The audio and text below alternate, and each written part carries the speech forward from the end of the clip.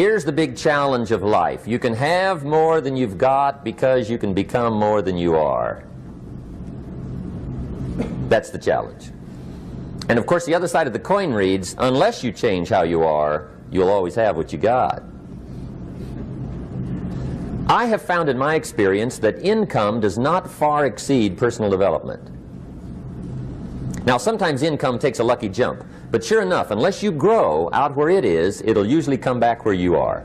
Life has strange ways. If somebody hands you $1 million, best you become a millionaire quickly, so you get to keep the money. Otherwise, sure enough, it'll disappear. Somebody once said, if you took all the money in the world, divided it up equally among everybody, it would soon all be back in the same pockets. Incredible. Success is something you attract, not something you pursue. Success is looking for a good place to stay. So instead of going after it, you work on yourself. Personal development.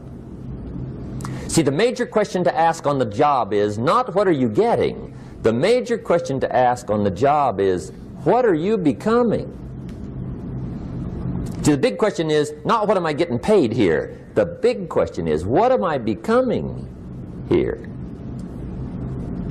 Because true happiness is not contained in what you get. Happiness is contained in what you become. So that's our major subject for tonight, personal development. Of all the assignments Mr. Shoaff gave me at age 25, this was probably the most difficult. In fact, I'm still working on this one. I think it's an unending challenge to see what you can become. The next subject is called Basic Laws. And it's good to study the basics. And I call these basics primarily because they come from the Bible.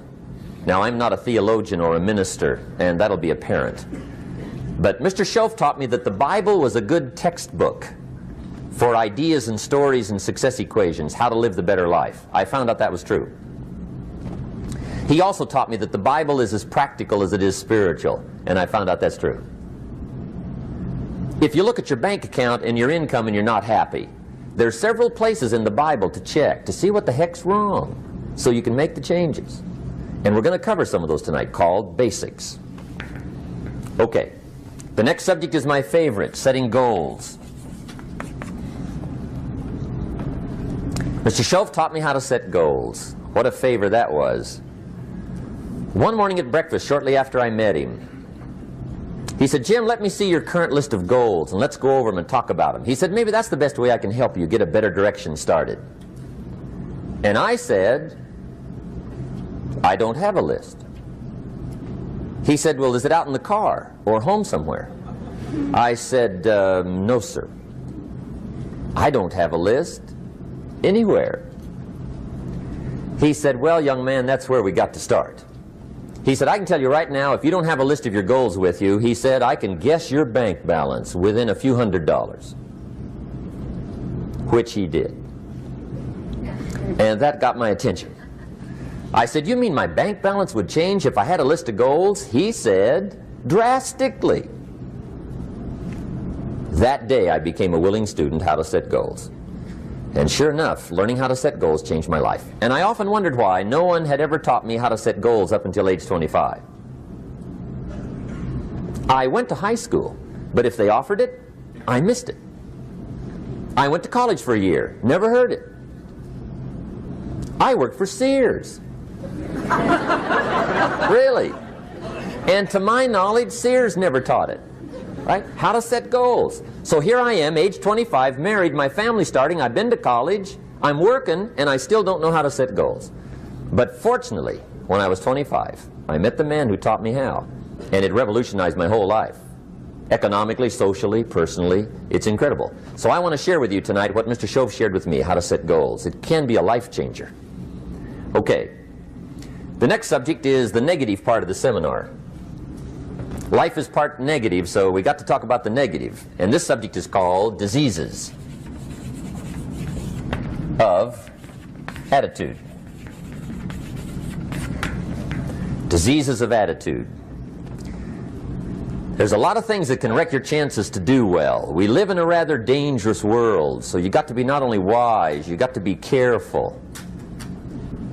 Now, attitude diseases are just as bad as physical diseases, right? High blood pressure, heart trouble. I mean, a lot of things will ace your chances to do well. So you've got to be careful. And attitude diseases are deadly. I mean, they'll destroy all the good things you start. Okay? So we'll go through those attitude diseases, how to spot them, how to look for them, what they are, and the cure. And I'm a pro on these because I've had them all, so I can give you excellent advice on these. Now, the last subject we're going to consider tonight is called the day that turns your life around. The day that turns your life around. And under this subject, we're going to talk about the emotions that can change your life. Human beings are emotional creatures, and emotions are powerful for life change. Now, of course, emotions are so powerful they can go either way on you. Emotions can either build or destroy. So you really have to employ emotions properly. We call civilization the intelligent management of human emotions. If you can intelligently apply your emotions in the right direction, no telling what can happen. Could turn your life around one day would be sufficient. So we'll talk about those. Okay. Now that's a lot to cover in one evening, but we'll keep at it here and see if we can't get it all done. I'd like to have you now jot down the theme of the seminar. Every seminar should have a theme, I guess. We've got one. It's on some of our literature if you happen to notice it, but if you didn't, for your notes, here it is. The theme of the seminar goes like this: the major key to your better future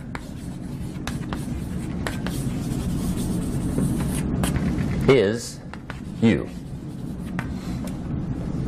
That's the theme of our seminar tonight. The major key to your better future is you. And I'd like to have you underline two words just to give it some added punch. Underline the word major and the word you, so that it reads, the major key to your better future is you. Now, my first suggestion is transfer this to a card or something where you can put it up, where you can see it every day. Preferably put it up where you can see it at the beginning of the day, before you go off to put the day together.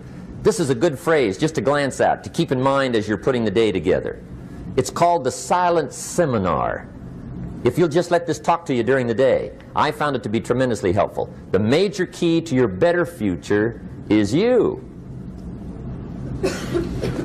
For a big share of my life now, I didn't have this one quite figured out. Among a lot of things I didn't have quite figured out. Many things used to puzzle me back in those early days. I used to wonder why two people could work for the same company, one make twice as much money. Now, see, that used to puzzle me. And maybe they were the same age, graduated from the same school, live in the same community, work for the same company, with the same products and the same services.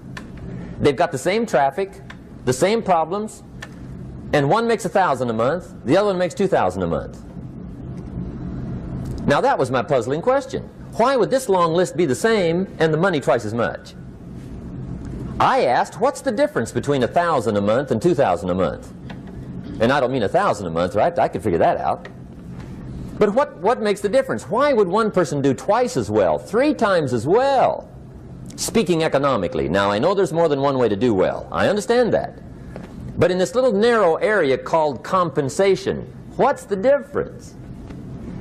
Well, back then, with my faulty thinking, I'm trying to reason it out. I thought, well, maybe time makes some of the difference, right? Some people do better because they have more time. I used to say, Harold ought to be able to do well. He's got a lot of time. If I had all of Harold's time, I could do well. Now, that's got to be dumb, right? Number one, you can't get somebody else's time. A guy says to me one time, he says, you know, if I had some extra time, I could make some extra money. I said, then forget it. There isn't any extra time. Hey, when the clock strikes 12 midnight, that about wraps it up, right? I mean, you can look around the gongs there for a little more, but it's over. You say to the guy, what are you doing? He says, I'm looking for extra time. See, they'll come and take you away, right? There isn't any more time. Now, if you can't get more time, which you can't, what could you get more of that would make a difference in economic results? And here's the key word. Make it a part of your notes. We're going to consider it tonight. The word is value. And I have a little phrase for your notes. Value makes the difference in results. Value makes the difference. You can't get more time, but you can create more value. Now here's the first lesson of economics. Everybody should learn it from the time they're old enough to understand what a dollar means, how to earn one, how to get one, how to keep one, what to do with it. First lesson of economics. We primarily get paid for value. That's lesson one.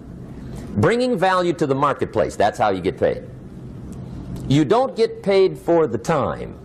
I know it takes time to bring value to the marketplace, but you get paid for the value, not the time. Now, since that's true, here's one of the key questions of the evening. Is it possible to become twice as valuable at the marketplace and make twice as much money in the same time? Could you become 3 times as valuable? Make 3 times as much money in the same time? Is that possible? The answer is yes, if. And it's always if, right? Life is known as the big if. Harry Truman once said, life is iffy. How true. And here's the big if we're going to consider it tonight. It's possible to do much better at the marketplace if you go to work primarily on yourself. And that's the theme of our seminar tonight. Learning to work primarily on yourself. People have asked me for the last 24 years, how do you develop an above average income? And the answer is, become an above average person. Develop an above average handshake. Some people want to be successful, they don't even work on their handshake. As easy as that would be to start on. They let it slide, they don't understand. Develop an above average smile. Develop an above average excitement. Develop an above average interest in other people. Develop an above average intensity to win. See, that'll change everything. Probably one of the most frustrating experiences in life is looking for an above average job with above average pay without becoming an above average person. It's called frustration.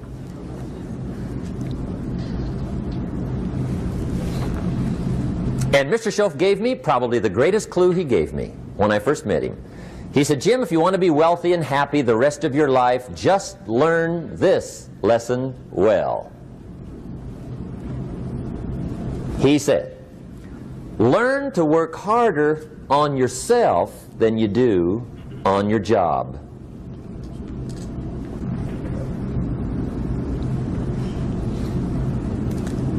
Then Mr. Shoaff gave me probably one of the most important clues among so many things he taught me, but this was in those early days. Mr. Shoaff was very kind, but he was also very abrupt. And he had these interesting questions to ask. I'm giving him a little rundown one day on how things hadn't worked out for me. He said, Mr. Rohn, I've got the answer for you if you will listen carefully. And listen carefully I did that day and for the next 5 years. If somebody's wealthy and happy, you gotta listen. He said, Jim, I've only known you a short time. But he said, it's already my honest opinion that for things to change for you, you've got to change. That wasn't quite the answer I was looking for. But that's the answer he gave me, and I pass it along to you on this warm summer evening in Anaheim, California, 1981. For things to change for you, you've got to change. Otherwise, it isn't going to change. Before I met Mr. Shoaff, I used to say, I sure hope things will change. Right? That seemed to be my only hope. If it isn't going to change, I'm in serious trouble. And then I discovered it isn't going to change, so I'm in serious trouble.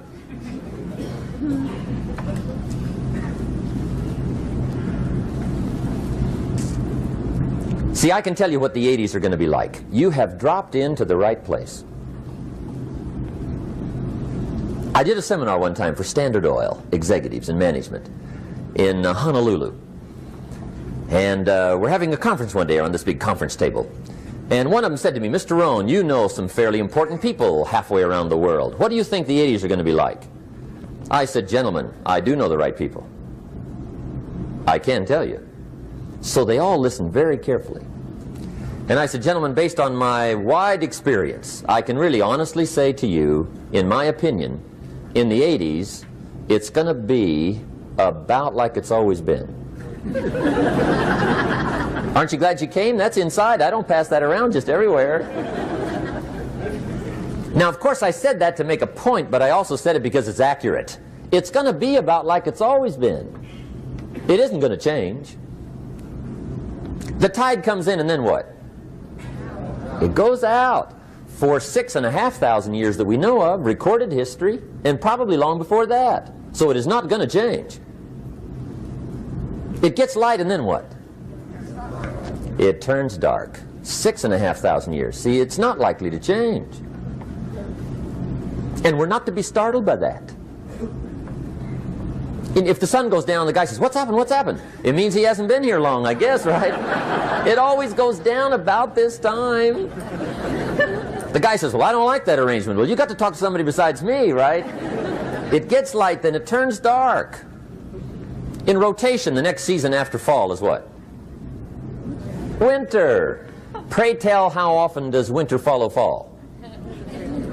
Every year regularly for the last 6,500 that we know of. See, it is not going to change.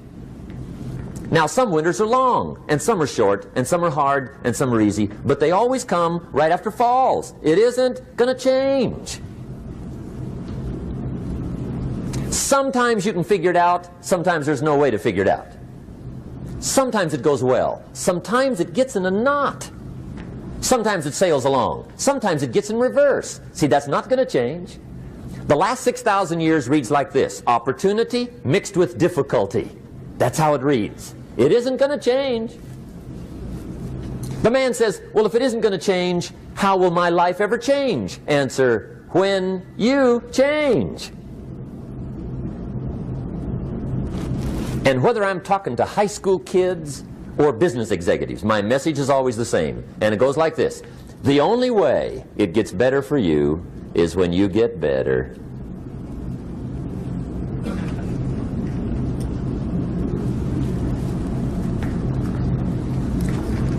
Let me give you the 4 major lessons in life to learn. Here's 4 majors. It's good to study the majors. In our weekend seminar we teach, some people don't do well because they major in minor things. You've got to be on the lookout. At the end of every week, end of every month, you've got to check, make sure you're not spending major time on minor things. We go through that whole series. Majors and minors.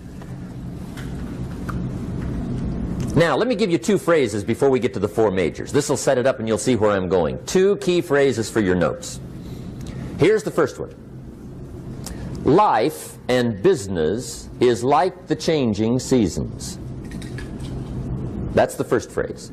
Life and business is like the changing seasons. One of the best ways to describe life, it's like the seasons. Frank Sinatra sings, life is like the seasons. Now here's the second phrase. Very important. You cannot change the seasons, but you can change yourself. You can't change the seasons, but you can change yourself. And see, that's how life gets better for you, not by chance, but by change. Now, here's the 4 major lessons in life to learn. I've got my first book finished, came out a couple of weeks ago. This is in it, the 4 major lessons in life to learn. Here they are. Number 1, learn how to handle the winters. That's lesson 1. They come right after falls, with regularity. Some are long, and some are short, and some are hard, and some are easy, but they keep coming. You must learn to handle the nights. They come right after days. You must learn to handle difficulty. It comes right after opportunity. You must learn to handle recessions. They always follow progressions. For the last 6,000. See, it isn't going to change. The lesson you must learn is how to handle it. And there's all kinds of winters, right? The winter when you can't figure it out. The winter when it all goes smash. The winter when it turns belly up. The winter when it won't work, when you've run out of money and you've got a broken heart. See, those are winter times. There's all kinds. Economic winters, social winters, personal winters. When your heart is smashed in 1,000 pieces and the nights are unusually long, your prayers seem to go no higher than your head. It's wintertime. Barbra Streisand sings, "It used to be so natural to talk about forever, but used to be's don't count anymore. They just lay on the floor till we sweep them away. You don't sing me love songs, and you don't say you need me, and you don't bring me flowers anymore." A song of winter. But see, the disappointments come. Those are normal. That's part of life. But the question is, how do you handle it? How do you handle the coming winters and the disappointments and the downtimes? Well, you can't get rid of January by tearing it off the calendar. But here's what you can do. You can get stronger, you can get wiser, and you can get better. The winters won't change, but you can. And that's how life changes for you. See, before I understood, when it was winter, I used to wish it was summer. I didn't understand. When it was hard, I used to wish it was easy. I didn't know. And then Mr. Shoaff gave me a part of his very unique philosophy when he said, "Don't wish it was easier, wish you were better." See, that triggered my whole life change. Don't wish for less problems, wish for more skills. Don't wish for less challenge, wish for more wisdom. That's the key. So that's lesson one, learn how to handle the winters. Here's lesson two, learn how to take advantage of the spring. That's the second one. Spring is called opportunity. And spring follows winter. What a great place for it. If you were going to put it somewhere, that'd be the place to put it, right after winter. And pray tell, how often does spring follow winter? Every year with regularity, 6,000. You can almost count on it. See, opportunity always comes. Days follow nights. Isn't that terrific? Opportunity follows difficulty. But here's what you must learn to do. Underline these two words in that key phrase. Take advantage. Underline those two. You must learn to take advantage of the spring. See, just because spring rolls around is no sign you're going to look good come fall. You got to do something with it.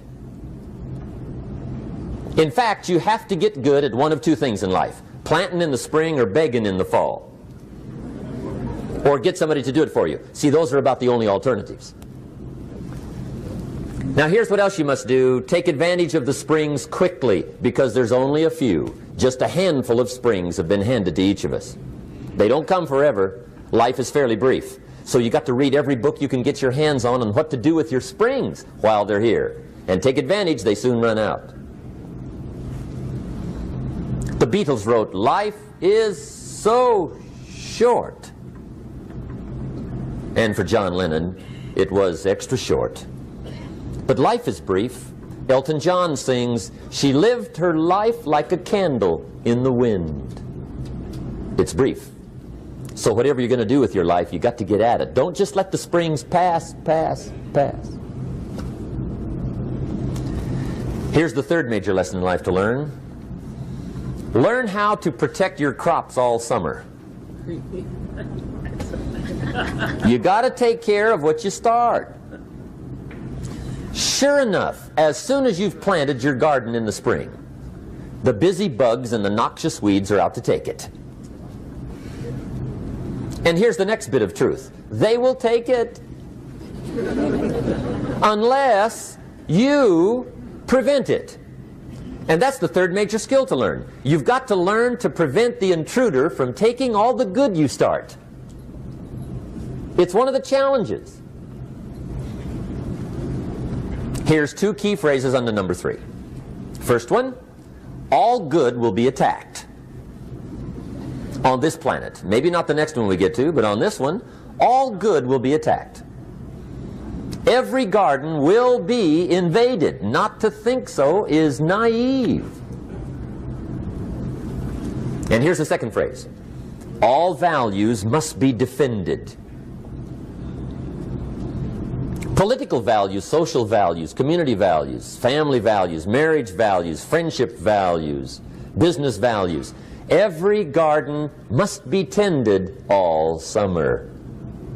Third major lesson. Now here's number 4. Fourth major lesson in life to learn. Learn how to reap in the fall without complaint. Learn to reap come harvest time without complaint. Take full responsibility for what happens to you. It's one of the highest forms of human maturity, accepting full responsibility. It's the day you know you've passed from childhood to adulthood, the day you accept full responsibility. And another note, learn to reap in the fall without apology. Without apology if you do well, and without complaint if you don't. That's maturity. I used to have that long list of reasons why I wasn't doing well. To explain. You got to explain, right? Otherwise you're going to look bad. I used to have this funny list called Reasons for Not Looking Good.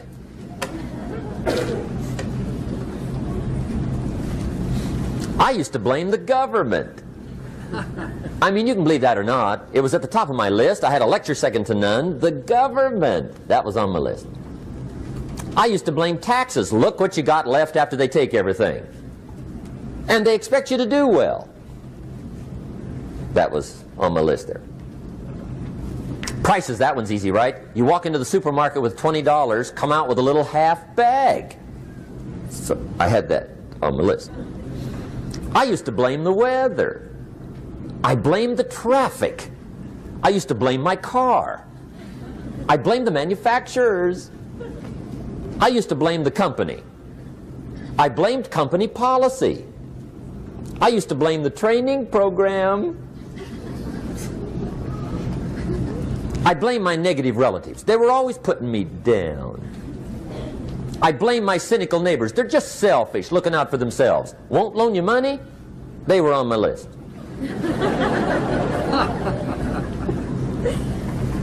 I used to blame the economy. I blamed the community. That's a pretty good list for not doing well, isn't it? I thought it was good. I'll never forget one day, Mr. Shoaff was very kind, but he was also very blunt, and this was no exception. And I'm glad he was blunt. There's a lot of things I'd have missed if he hadn't have been blunt. One day, with sort of a curious look on his face, he said, "Jim, just out of curiosity, tell me, how come you haven't done well up until now?" Excellent question.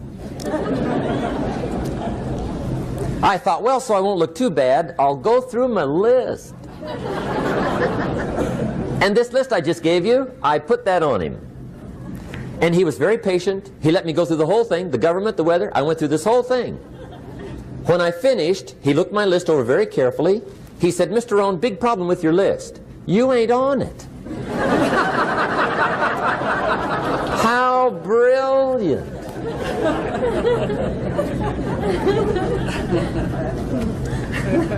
When I went to work for him a few months later, I learned very quickly to tear up my list, reasons for not doing well, and I threw it away.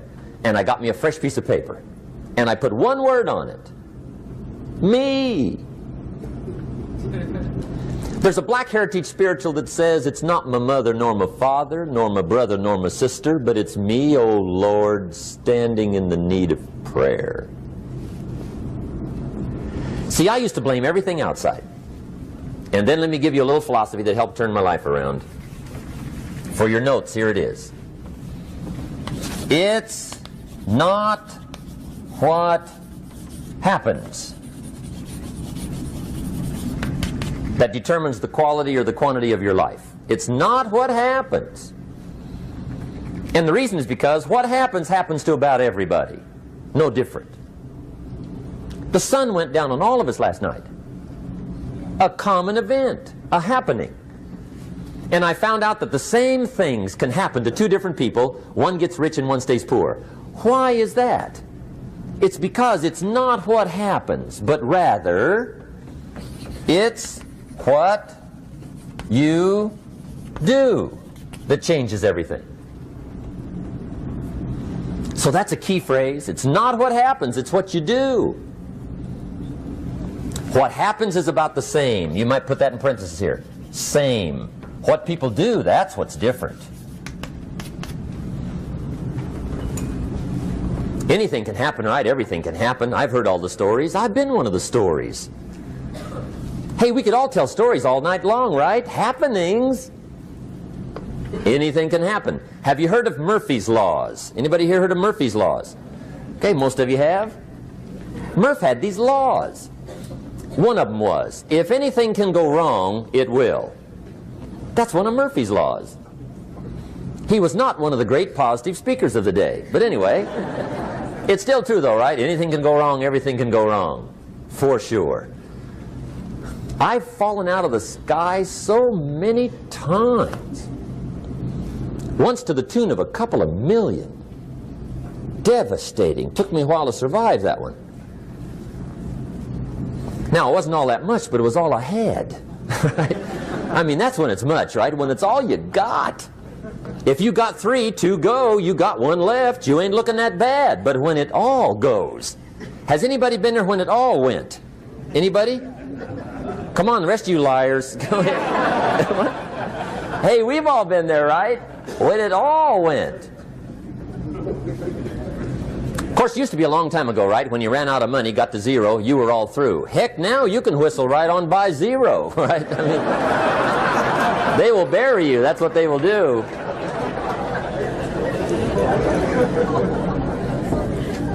But see, those are the happenings, right? Everything can happen. Anything can happen.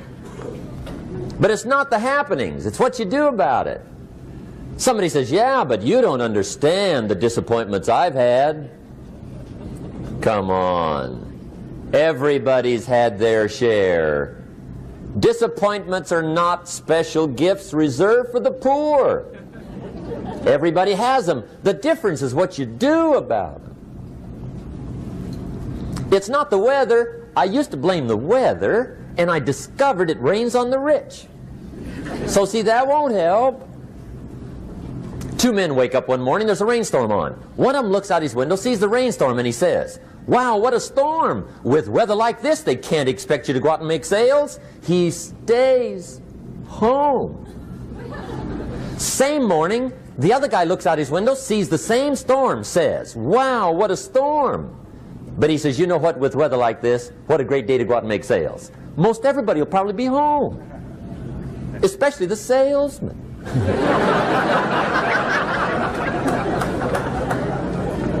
See, that's the difference in how your life works out. It's not what happens, it's what you do. So here's one of the key questions of the evening. Starting tomorrow, what are you going to do that'll make a change in your life's direction? Good question. What are you going to do starting tomorrow that'll make a difference? Now see, if you don't do something starting tomorrow that'll make a difference, guess what? It's gonna be the same. And see, that way you can guess what the next 5 years are going to be like. Look at the last 5. Because the next 5 are going to be like the last 5 unless you, major key, tomorrow, change it all. Or change a little, or change something, or don't change. It's choice time. You can do whatever you want. But it's nice to know any day you wish you can change your whole life. What can you do starting tomorrow that'll make a difference? Good question. What can you do with economic chaos, massive disappointment? What can you do with a broken heart? What can you do when it won't work? Good question. So if I had a word with you tonight, one-on-one, just you and me. I think my personal advice to you would be, this year, 1981, reach down inside of you and come up with some more of those remarkable human gifts. They're there, waiting to be utilized. And then change anything for you you want to change. And I challenge you to do that because you can change. If you don't like how it is for you, change it. If it doesn't suit you, change it. If it doesn't please you, change it. If it isn't enough, change it. And I challenge you to do that because you can change. See, you don't ever have to be the same again after tonight, only by choice. If you don't like your present address, change it. You're not a tree.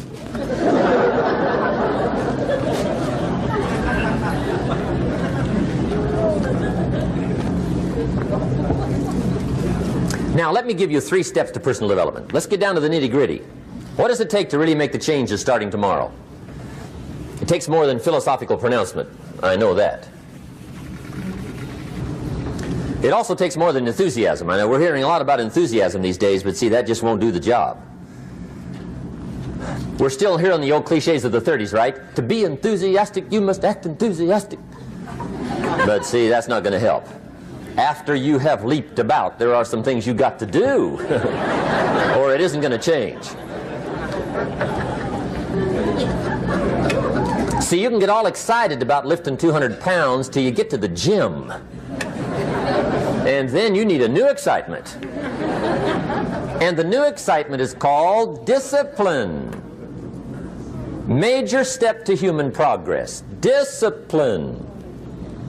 If there's one thing to get excited over, that's it. Get excited over your ability to make yourself do the necessary things. What could you make yourself do starting tomorrow that would change it all? No! Tell him. Now, see, that's exciting. On any given day, you can massively change the direction of your life. Murder is a clear example that any one person on any given day can forever alter the course of their life. It just happens to be a negative act. But just as sure as you can commit a negative act, you can also commit a positive act and forever alter your life, whenever you wish. Now that's exciting. And whatever that act might be that changes your life. The guy finally takes a shotgun to his car and blows out every window, destroys every tire, puts 100 rounds in this shabby old thing. And he says, I have driven this embarrassing thing for the last time.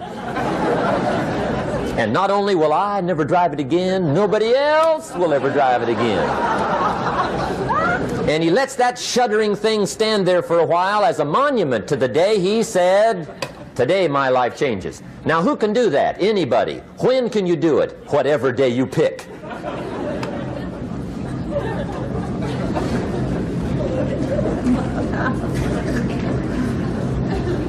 Now here's the key to discipline. Start with the little disciplines, get excited over the little disciplines, and get right on those, because those will lead to the big ones. You can't handle the big challenges in life unless you take on the little ones. Make a list of all the things you can do, get right on those, discipline yourself for those, both for the results and for the muscle and for the practice, so that when life hands you some big challenges, you'll be ready, you'll have the muscle. But see, if you don't handle the small ones, you can't take care of the big ones. Okay, here's what else it takes for life change. Self-motivation. Key phrase, self-motivation. I don't know why we call it self-motivation. It's really the only kind there is. You've got to motivate yourself. Because I found out you can't change people. They can change themselves, but you can't change them. Lord knows some I've tried. But see, it won't work. People have to change themselves. I learned some of those lessons early. I built a little sales organization way back in those early days. I'm 25. And I had some nice people. I said, I'm going to make these people successful if it kills me. I almost died, right? I mean, you can't do that.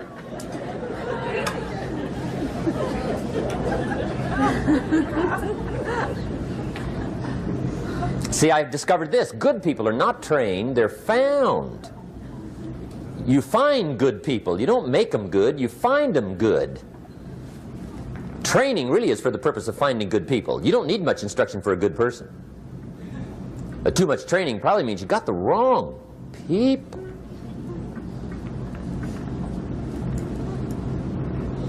So you got to find the right people. That's the key to getting a good job done. One of the major things we learn in management, lesson 1, don't send your ducks to Eagle School.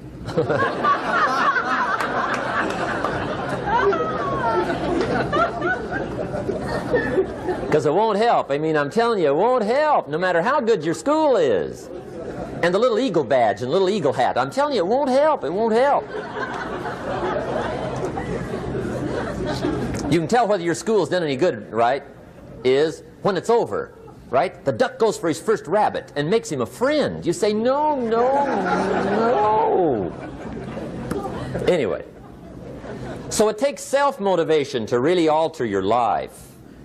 And you don't want to give self-motivation away to somebody else and make it somebody else motivating you. The guy says, boy, if somebody just come by and turn me on. What if they don't show up? Right? See, you got to have a better plan for your life. Okay. Now, if you're excited and you're ready to change, let me give you 3 steps to start life change that can change your life, your personality, your lifestyle, everything can change. Here's the steps. Number 1, find out how things work. The first key to doing better is find out. To change your life, really, you need ideas. There isn't anything an idea can't change. And Shoaff taught me the major problem is lack of an idea, not a problem. At first I didn't have any money. I said to Mr. Shoaff, I don't have any money. He said, that's not a problem. Now see, up until then I always thought it was. Right? I was confused. He said, no, no, the problem is lack of an idea on how to create money and wealth. It isn't lack of money, it's lack of ideas. So if you get the ideas, see, you can change anything. Now to get ideas, you need a constant study of finding out. Now Shoaff also said, when you find out something that works, put the information in your journal. Don't use your head for a filing cabinet. Put it in your journal so that you can do the next best thing. Repetition, repetition, repetition. Go over it. And if you repeat it, go over it, sure enough, someday, some mysterious day, the idea takes root, starts to grow, and shows up in your bank account, and your dress, and your personality, and your lifestyle. But capture the ideas in your journal. Find out how things work. Shoaff gave me this word for my life change. He said, study. Great word. If you wish to be successful, study success. If you wish to be happy, study happiness. If you wish to be wealthy, study wealth. Don't leave it to chance. Make it a study. Some people just go through the day with their fingers crossed. See, that won't do it. You've got to study the things that can change your economic, social, spiritual, personal life. Now here's a qualifying phrase. And we'll have several of these qualifying phrases throughout the seminar. Here's the first one. You may not be able to do all you find out. I understand that. You may not be able to do all you find out, but you should find out all you can do. See, you don't want to wind up at the end of your life and discover that you've lived only 1/10 of it. And the other 9/10 went down the drain. Not for lack of opportunity, for lack of information. So that's number 1, find out how things work. Now here's the best human virtue for finding out, curiosity. Make a note of that. Curiosity. Be curious. You might add a word to it that'll help. Childish curiosity.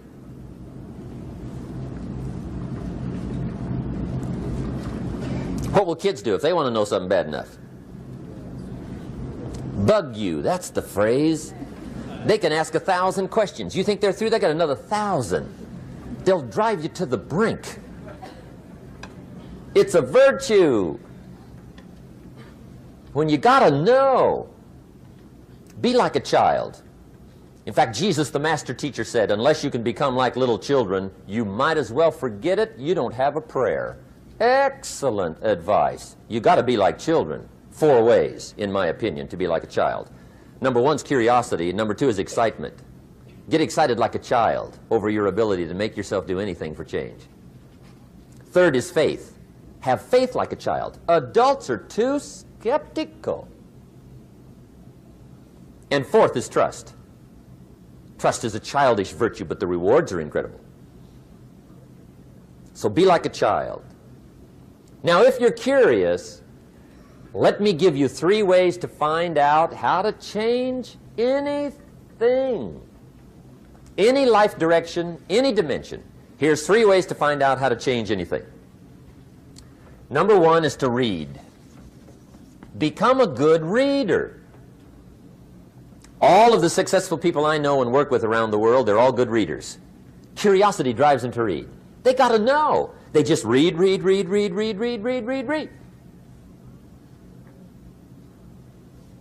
Become a good reader. Now, that's my opinion. Listen to the other lecturers and listen to me and make up your own mind. Don't be a follower. Be a student. Okay? I say, really, for life change, you got to read. One way to learn is from your own experiences, but another way to learn is from other people's experiences. See, one book might save you 5 years if you read it. Did you know there's books on how to be stronger, more decisive, be a speaker, be a leader, have a better effect on other people, develop your personality? Did you know there's books on that? And people don't read them? How would you explain that? And they can read? Did you know that hundreds of successful people have written their stories in books and they wrote down how they did it and people don't read it? How would you explain that? The guy's busy, I guess. You know, you get tied up. The guy says, well, yeah, you work where I work. By the time you struggle home, it's late. You got to eat a bite of supper, watch a little TV, get to bed. You can't sit up half the night reading. And the guy's behind on his car payment. Good worker, hard worker, sincere. But you got to be better than sincere and work hard. Otherwise, at the end of your life, you'll wind up cold, stony broke. You got to be better than a good worker. You got to be a good reader. The whole world is governed by laws. The universe, in fact. Laws. We call it the law of electricity. We call it the law of gravity. There's mathematical laws. There's physical laws, speed and velocity laws, agricultural laws. There's all kinds of laws. Now that we find ourselves on the spinning planet, you just have to learn what I call the setup. Learn the setup. Life's setup. Now, we didn't set it up, but we're here, so you got to learn it. And we should learn the setup for 2 basic reasons. Number 1, to keep from getting hurt. It's one of the major reasons for learning, so you won't get hurt. See, economically, socially, personally, you can get hurt just not knowing. Ignorance is not bliss. Ignorance is poverty. Ignorance is tragedy. You got to know, or you're going to get hurt. It's good to know not to walk out the 10-story window. That's excellent information. Now, what if a guy didn't know and he walks out? Now he's dead at the bottom. Somebody says, well, the poor guy didn't know.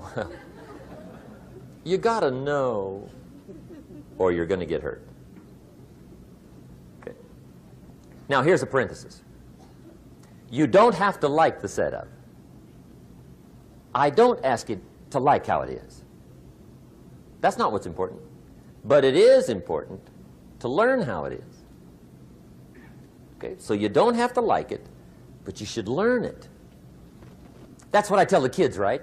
Make sure you get the information. What you think about it, that's up to you. What you're going to do with it, that'll soon be up to you. But make sure you get it. See, there's nothing worse than being stupid. Nothing. I mean, being broke is bad, but being stupid is awful. And what's really bad is being broke and stupid, right? That's about the end of the world. I mean, there isn't anything much worse than that. Unless you're sick. Sick, broken, stupid. I mean, that is it, right? There's nowhere else to go. So make sure you get the information. It's key. You don't have to like it, but learn it.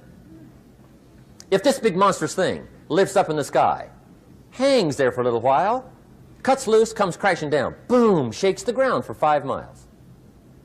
And then this big monstrous thing lifts back up in the sky, hangs there for a little while, cuts loose again, comes crashing down, boom, shakes the ground for 5 miles.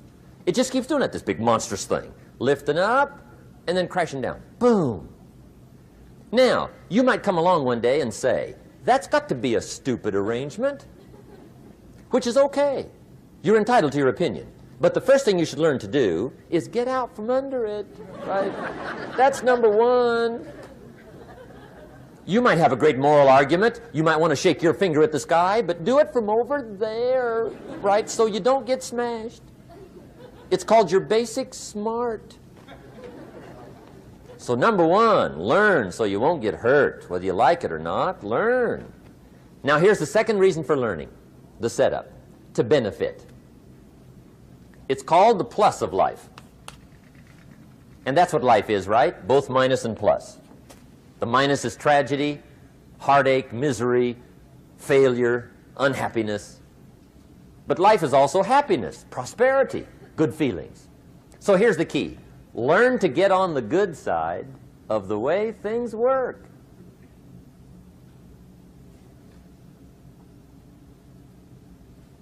Now, here's 2 of the basic laws, and we'll take our break. Shoaff taught me these. They come from the Bible. Now, again, I'm an amateur, okay? When it comes to the Bible, I'm not a pro. So you'll sort of have to take my way of putting it. But here they are. The first one is the law of use. The law of use. And it goes something like this. Whatever you don't use, you lose.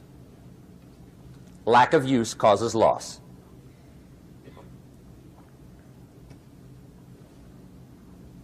On this planet, maybe not the next one, but on this one, if you tie your arm to your body, leave it there long enough, you'll never use it again. It's over for the arm. Now, it may not be over, but it's over for the arm. The only way to keep the use of this arm is what? Keep using it. If you quit, you lose automatically. They don't bring it up for a vote. You lose automatically when you quit. Now, the same thing that goes for your arm goes for your brain, mentality. The same thing goes for all the human virtues. Ambition, unused, declines. Strong feelings, unused, diminish. It doesn't grow, it diminishes. Faith, unused, decreases. It's a law. Vitality unused diminishes. Energy unused decreases. The guy says, well, I'm going to save up my energy. You can't do that. That's like trying to save today, put it on the end of the year. See, you can't do that. They'll come take you away. If you don't use today, what? It's lost. The guy says, well, I'll work twice as hard tomorrow to make up for it. See, that's foolish. You could have done that anyway. Today unused is lost. A talent unused is lost. An ability unused is lost. So here's one of the key expressions of the evening. Take a new inventory of yourself. Starting tomorrow, new project. Take a new inventory. And make sure that all of your talent and ability and mentality and ingenuity and vitality and strong feelings, faith, courage, make sure that all you've got's being used. Otherwise, you lose. Now, one of the best illustrations of the law of use is a Bible story called the Parable of the Talents. The talent story. Interesting story if you haven't read it in a while. Just review it. It's a good story. An ancient story. It says there was a master with 3 servants.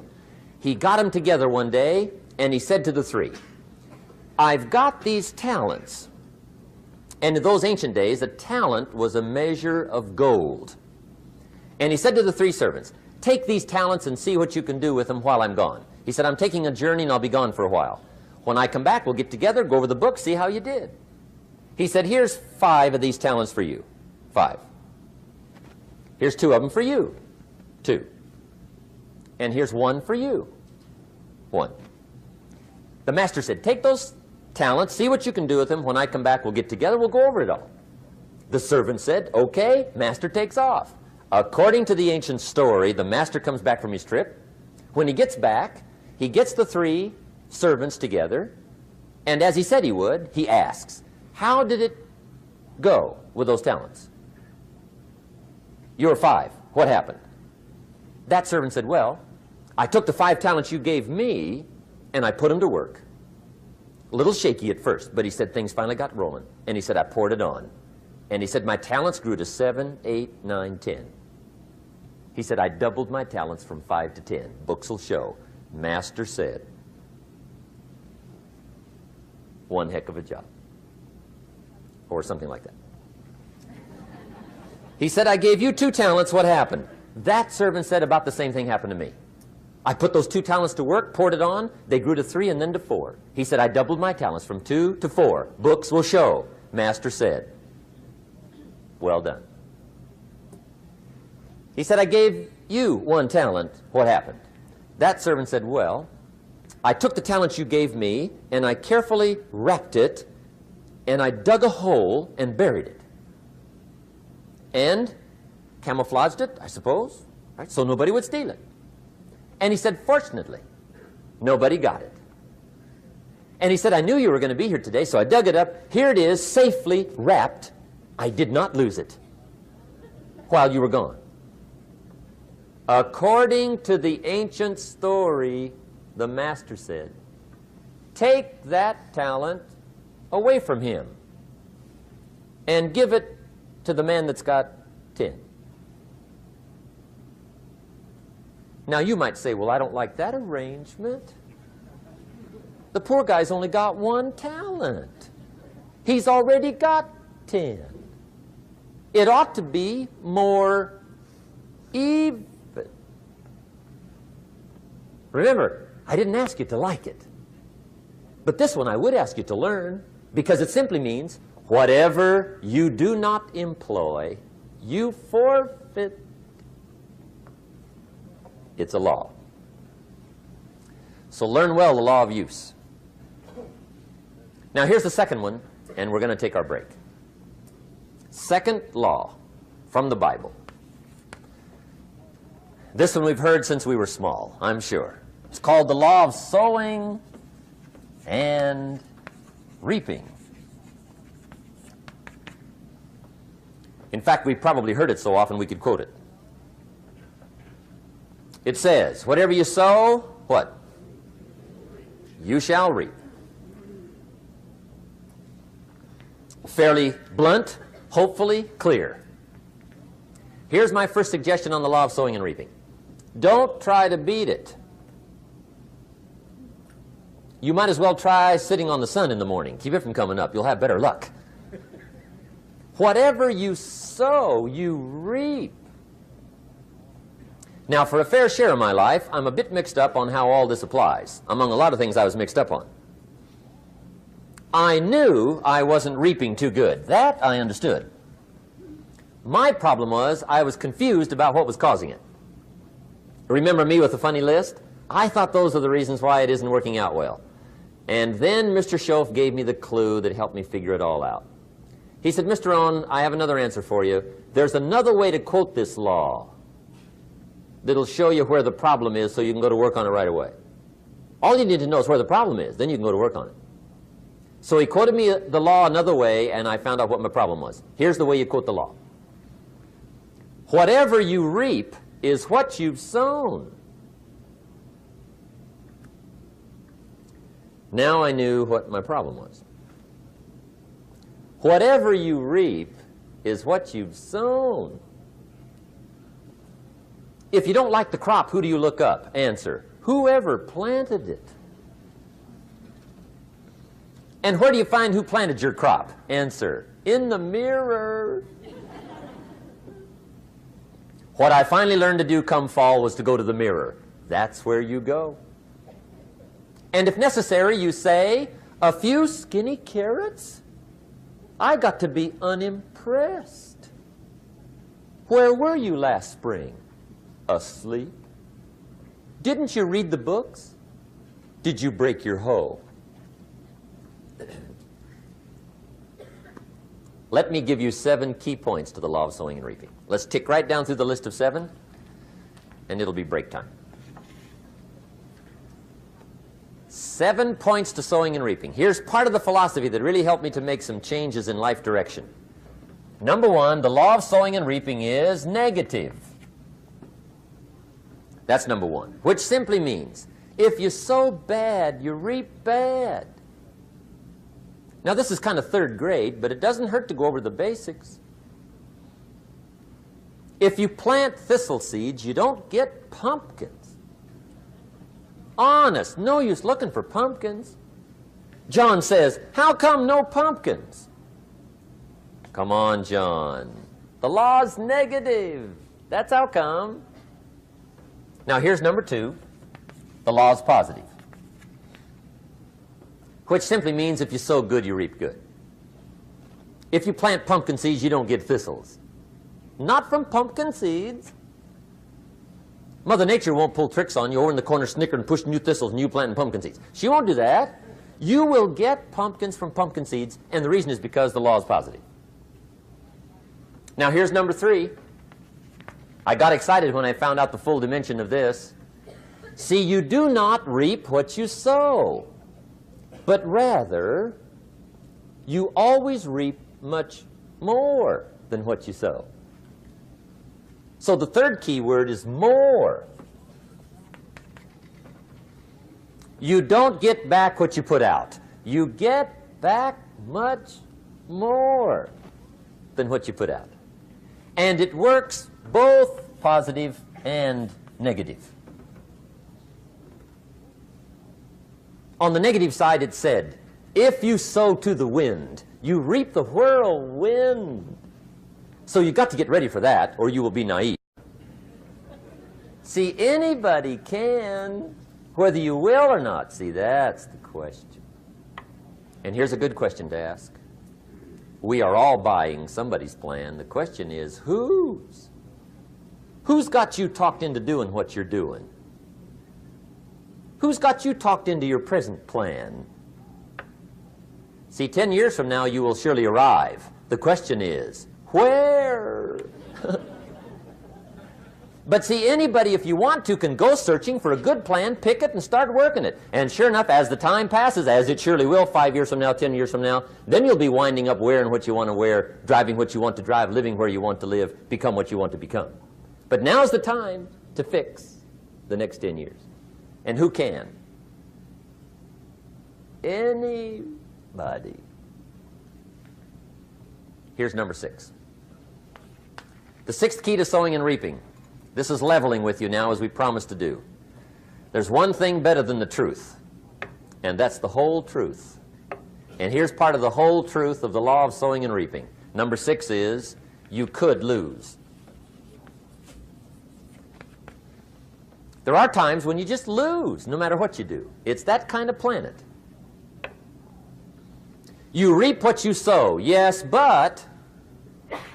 What does that mean? Yes, but... Well, the farmer plants his crop in the spring, takes care of it all summer, loves his family, works 10, 12 hours a day, 6, 7 days a week, is an honorable man. Come fall, he's got a beautiful crop, and he deserves every bit of it. But the day before he sends the combines into the field, a hailstorm comes along and beats it all in the ground, which means you lose. Somebody says, well, what did he do wrong? Answer, nothing. It's just that kind of planet.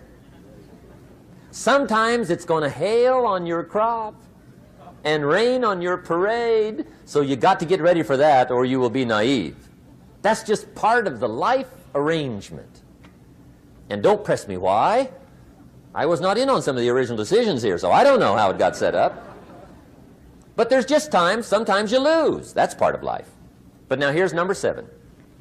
The 7th key to sowing and reaping. And it goes like this. It's just another way to quote the same law. And it goes like this. If you don't sow, that's just another way to quote the law. If you don't sow, what? You don't reap. You don't even have a chance. So if you looked at your game plan tomorrow, you might come to the quick conclusion, I got to get some sowing going. How true. Get you some sowing going. And remember, you've got plenty of time.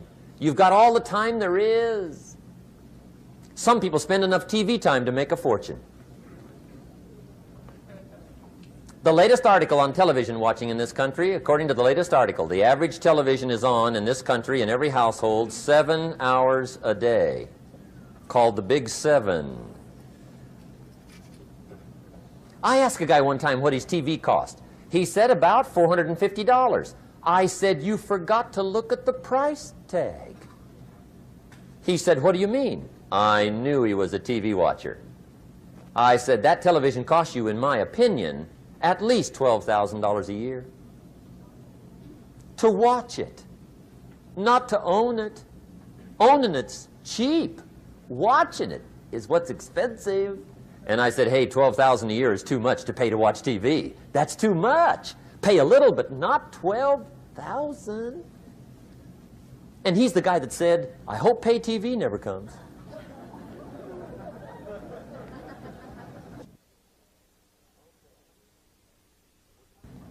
Okay. We're trying to cover an awful lot tonight. I realize that. But my time schedule is such that we just have to sort of give it all to you and let you sort the rest out. I wish we had plenty of time for questions and answers and that whole thing, but our time is just limited. But we are trying to go through an awful lot. I realize that. But looks like everybody's getting it. This is about the note-takingest crowd I've seen in a long time. Incredible. Does anybody have 5 pages yet? Anybody? Oh, fantastic. Incredible. Okay. Maybe you heard the story about the preacher down in Texas, southern part of the country. He was an evangelist back in the horse and buggy days. And he was very good at being an evangelist, and a lot of people used to come and hear him preach. And one day he put up his tent in one of these Texas towns and expected a big crowd as usual, come and hear him preach. And he got there, first night of the tent revival, walked in. 7:30, time to start. And to his surprise, the tent was empty. He thought, well, something must be drastically wrong. So he waited till 7:45, nobody showed up. 8 o'clock, zip. Finally, 8:15. One lone cowboy wandered up on his horse, tied his horse up outside, came in, sat down on the front bench, right, waiting for something to happen. The preacher thought, well, at least I better go down and talk to the cowboy. So he walks down, talks to the cowboy, and he says, cowboy, I'm the preacher. And he said, I don't know what to tell you. Something's gone wrong. He said, this tent was supposed to be full of people. He said, I'm embarrassed. He said, you're the only one that showed up. And he said, I really don't know what to do. And the cowboy said, well, I'm not a preacher, so I really can't tell you what to do. You know, he said, I'm just a cowboy. But he said, I know this, if I went out to feed my cattle and only one showed up, I'd at least feed it. The preacher thought, hey, the cowboy is right. If you've got a good idea to share, you should share it, if there's 1 or 1,000. So he got kind of inspired by this conversation, and he jumped up on the platform and started to preach, as if the tent was full of people, just exploded. And he went for an hour and 15 minutes, just kept rolling. Finally, he quit. And when he finished, he came down off the platform, talked to the cowboy again. Says, well, cowboy, what did you think of my sermon? And the cowboy said, well, I'm not a preacher, so I really can't tell. You know, he said, I'm just a cowboy. But he said, I know this. If I went out to feed my cattle and only one showed up, I'd feed it, but I wouldn't dump the whole load on it.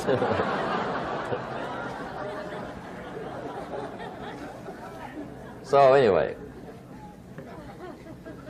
if it seems like we're dumping the whole load tonight, I guess we are. But gosh, everybody's doing well. I'm having a good time. I appreciate the response here tonight.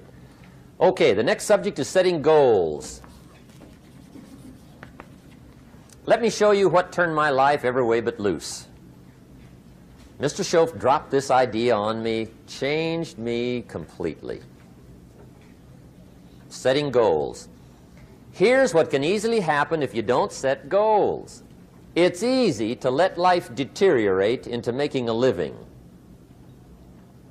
instead of designing a life. And we all have a choice: make a living or design a life. It's easy to get trapped by economic necessity and settle for existence rather than substance. That's easy. But the best advice I can give you on how to break out of that trap is to learn how to set goals. Mr. Shoaff put it to me this way. He said, Jim, if you had enough reasons, you could do the most incredible things. I never forgot how he put that. If you have enough reasons. See, reasons will change your whole life. Mr. Shoaff said to me, he said, Mr. Rohn, I think you've got plenty of intelligence, you've got plenty of talent, you've got plenty of ability. Probably what you lack is plenty of reasons. He said, I don't think your current bank balance is a true indication of your level of intelligence. I was happy to hear that. He said, I think you're much smarter than your present bank balance indicates. And that turned out to be true. I was much smarter.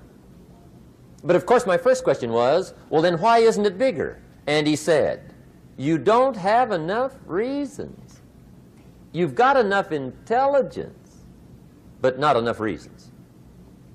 So see, reasons can change your life. Here's what else I found out. Reasons come first, answers come second. You don't get the answers to do well till you get the reasons. Life has a mysterious way of hanging on to all the answers and only gives them up to the people that are inspired by reasons. So reasons make the difference in how your life works out. Now, what are some of the reasons for doing well? Let's go through a quick list called Reasons for Doing Well. First is personal reasons. Some people do well for recognition. Some people do well for respect. Some people do well for the way it makes them feel. They love the feeling of being a winner. Those are good reasons. I have some millionaire friends that keep working 10, 12 hours a day, making more millions.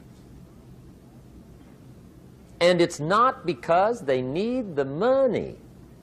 It's because they need the joy and the satisfaction and the pleasure that comes from being a constant winner.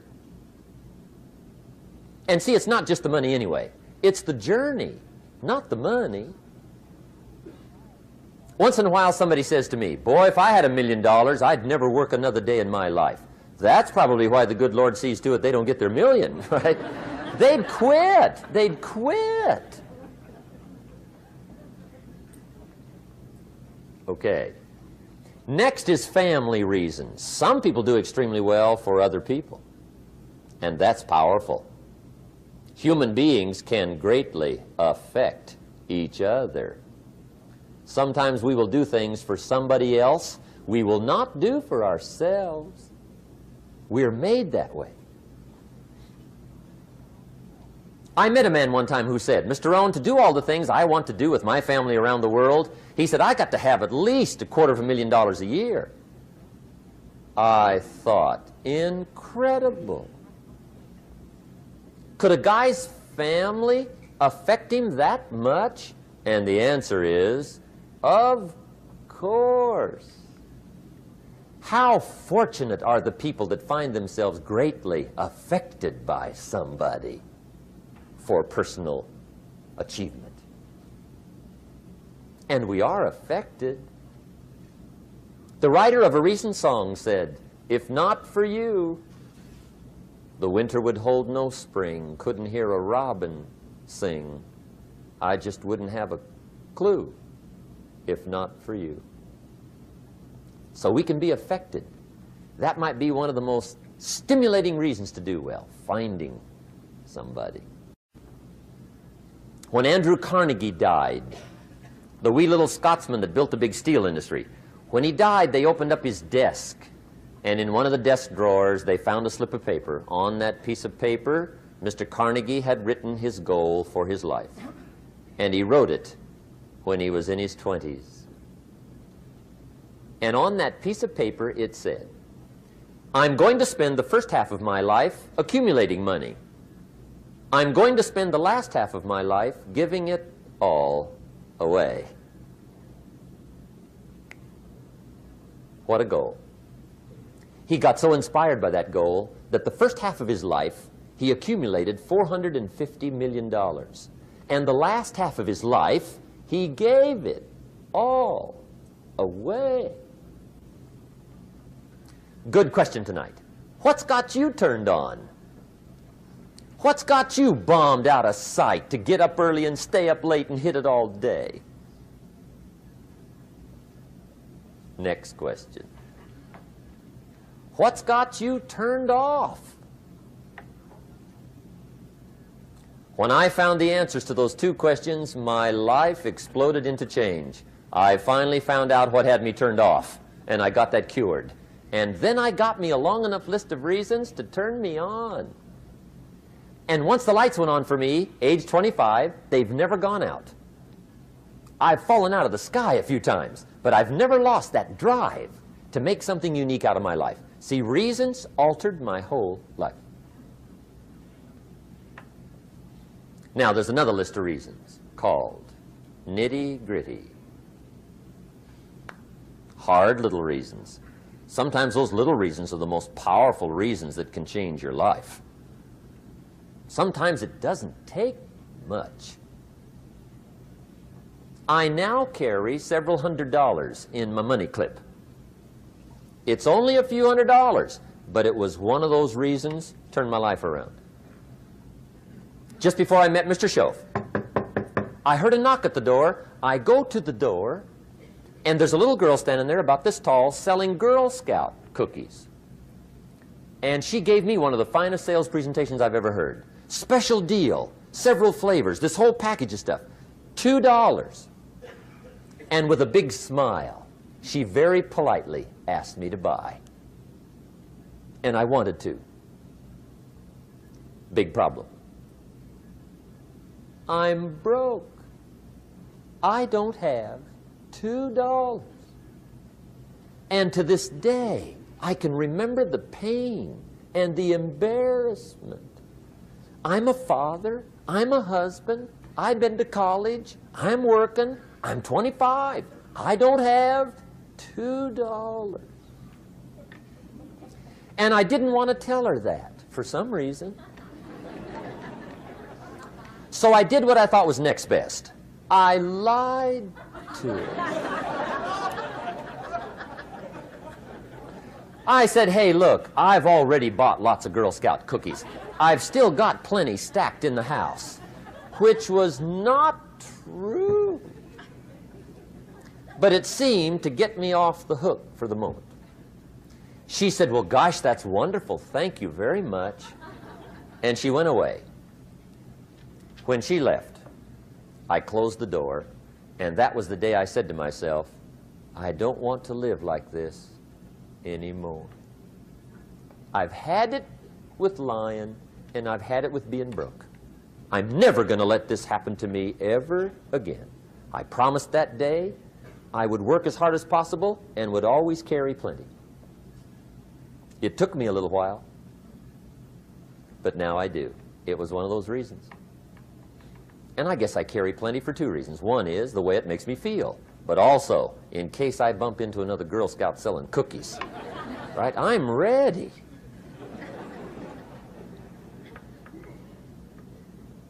I walked out of the Bank of America one time up in Saratoga, California, where I used to live. Two little girls selling candy right outside the bank. Good place. Some girls' organization they're working for, right? I come walking out of the bank. This first little girl walks up to me. She said, "Mister, would you like to buy some candy?" I said, "I probably would." "What kind is it?" She said, "It's almond roca." I said, "My gosh, that's my favorite." She said, "Wonderful." I said, "How much is it?" She said, "It's just $2. I thought, incredible. I said, "How many boxes of that candy have you got?" She said, 5. And her little friend was standing there. She was selling candy too. I said, "How many boxes have you got?" She said, "I've got 4. I said, "That's 9. I'll take them all." They said, "Really?" I said, "Yeah, it's my favorite. I've got some friends. I'll pass them around." They got so excited, put all this candy together. I reached in my pocket, gave them the $18. When I've got the candy and they've got the money, that first little girl looks up at me. She says, "Mister, you are really something." How about that? Can you imagine only spending $18 and have somebody look at you in the face and say, "You are really something"? Now you know why I carry heavy, right? I'm not going to miss anymore. It was just one of those reasons. Helped to change my life. One of my nitty-gritty reasons was budget finance. Budget finance used to grind my soul. Way back in those early days, I had fallen for one of those consolidation loans, where you take all your little hard-to-pay bills, put them into one big impossible-to-pay bill, right?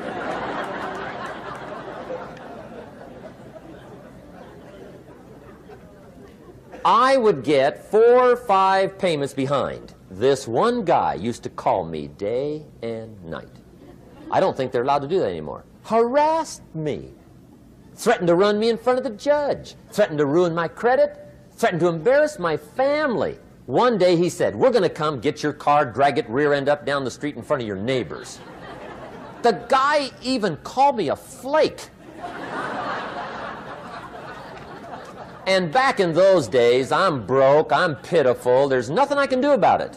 But I never forgot how the guy treated me. And when I met Mr. Shoaff and I got my life straightened out and the money started to flow, that was one of my first projects, budget finance. I poured it on day and night.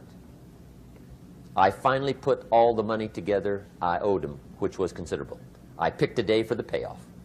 And when the payoff day came, I put the money in small bills in a big briefcase. And I walked into the budget finance office on Wilshire Boulevard in Los Angeles. The guy who harassed me so often, his desk was about 3 back. I walked right up to his desk, startled him. He wondered what I was doing there. It was the first time I'd been there since I borrowed the money, right? Without saying a word, I opened up this briefcase, dumped this pile of money all over his desk. I said, "Count it. It's all there. I will never be back." And I turned around and stormed out. Now, that might not be noble, but if you haven't tried it, you've got to one time.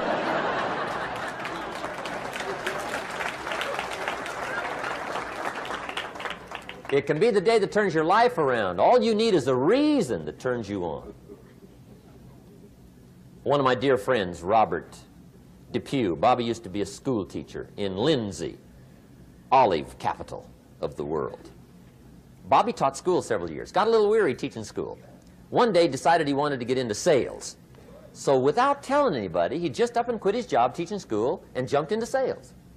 When he did, his brother made fun of him, laughed at him, put him down, said Robert's lost his mind. Had a good job teaching school. Now he thinks he's a salesman. He's going to go down the drain, lose everything. Just put him down something fierce. Bobby said, the way my brother acted when I got into sales, he said, that made me so mad. I decided to get rich. And my question for you tonight is it possible to get that mad? Of course. Wealth is not a matter of intelligence. It's a matter of inspiration. Today, Robert happens to be one of my millionaire friends. Bobby's rich.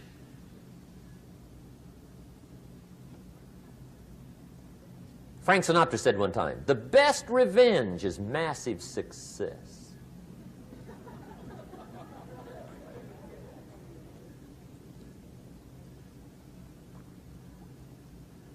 Hey, get you a long enough list of reasons so that after tonight you never lack for inspiration. You might not have all the answers right away, but you can get the answers if you can get the reasons. Now, let me give you a little simple formula for goal setting. Okay? We take 2.5 hours on the weekend for the whole 10-year plan. We don't have time for that tonight. But let me get you started with a little simple formula Mr. Shoaff gave me. And maybe this will be helpful. First of all, I've divided goals into 2 parts. First is long range. Long range goals. That's your dreams. Your dreams for the next 3, 5, 10, 20, 30, 40 years. Actually, the rest of your life. Your dreams. You've got to keep dreaming. Ronald Reagan, president, said to the joint session of Congress a few weeks ago, the republic is a dream. And if we don't keep dreaming, we will lose the republic. Your better future is a dream for yourself and for your family. Where do you want to go? What do you want to do? What do you want to be? What do you want to see? You've got to dream dreams. There's a Bible phrase that says, without dreams and visions, people perish. You've got to have something to go for that inspires the heart and the soul. Dreams. From the children of Sanchez, it says, take the crumbs from starving soldiers, they won't die. Take the bread from hungry children, they won't cry. But without dreams, we all will die. You've got to dream. Don't lose your dreams for yourself, for your future, for your family. The dreams of love and enterprise and travel and doing things, becoming something unique on your journey here. Don't lose your dreams. Do some dreaming. That's long-range goals. You've got to have those. So that's number 1. Here's the second part of goals, short range. Short range goals. That's your goals for tomorrow, this week, this month, this year, the immediate future. We call these confidence builders. Because if you set up something short range, go for it, get it, latch onto it, work hard, accomplish it. That starts building your strong feelings to go for your dreams. Now, I've divided goals into 3 categories. Here they are. Number 1 is economic. That's your goals for money, income, business, profits, production. Economics. Make sure you've got your economics well planned. Economics plays a major role in everybody's life. Economics is major, which means it ought to be meticulously well planned for tomorrow, this week, this month, this year, long range. What if you asked somebody tomorrow if you could see their meticulously well-planned list of economic goals? What would they probably say? They say, you some kind of a nut? You must be weird. Hey, I found out what success is. Success is doing what the failures won't do.